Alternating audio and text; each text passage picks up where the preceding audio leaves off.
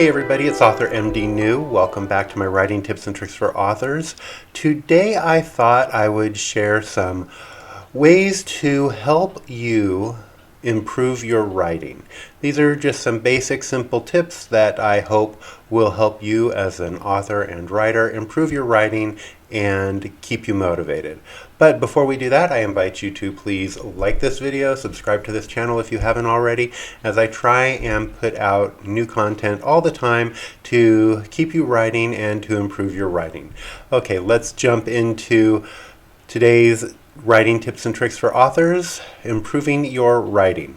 First, keep a notebook around you at all times. Basically, if you can throw like a small notebook in your purse or backpack or whatever, keep it with you. What this will let you do is it gives you the opportunity, one, to actually write something, which is a lot different than making notes in your phone or on an iPad or something like that. It's just that tactile pen to paper feeling that just, kind of reiterates the fact that you're a writer. But it also lets you take notes. If you come across an idea or a setting that you really like, you can jot down new ideas. You can, if you're talented, you can draw your characters. I'm not really talented, but sometimes what I'll do is I'll just kind of draw like my location or a map or draw out a scene to kind of see how everything works, and I'll do that in a notebook. And it's just a way to help you take notes. In the middle of the night, if you wake up with an idea, you can quickly jot it down, or if you're on the bus or wherever you are, it gives you that ability to write down a really quick note without taking out your phone or relying on technology. And it's also a great way to store future ideas because you can come back and revisit the notebook later. Next up is, and I've said this before, is if you're a writer or an author, you need to be a reader. What this does is it helps you find inspiration when you're reading somebody else's works. You learn what works and what doesn't work in the writing community, so you can kind of see what stories are selling, what stories are popular.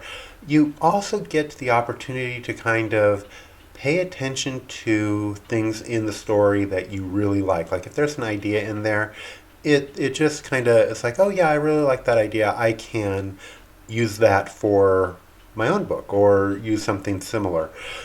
And you'll find maybe a new genre to write in if you read a book that is different than what you're reading. Next up, and this is my tip number 3, is just sit down and write. I've said this before. Write, don't worry about editing.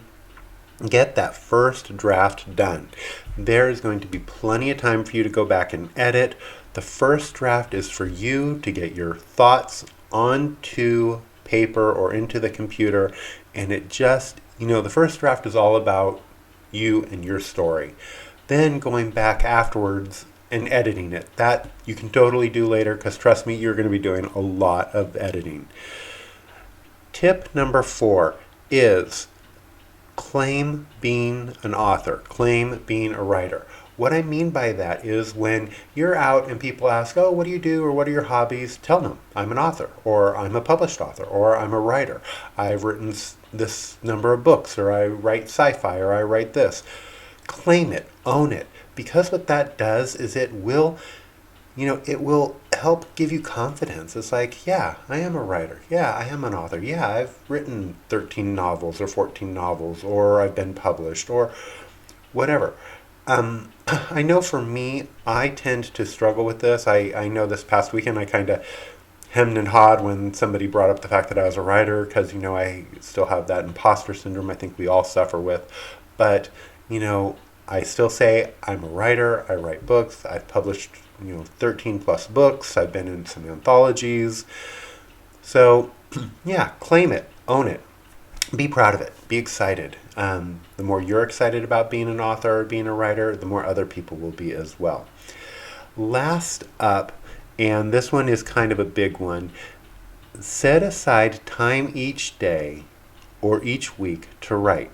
Whether it's an hour, 2 hours, 30 minutes, 10 minutes, 5 minutes, whatever time you can spend writing, do it.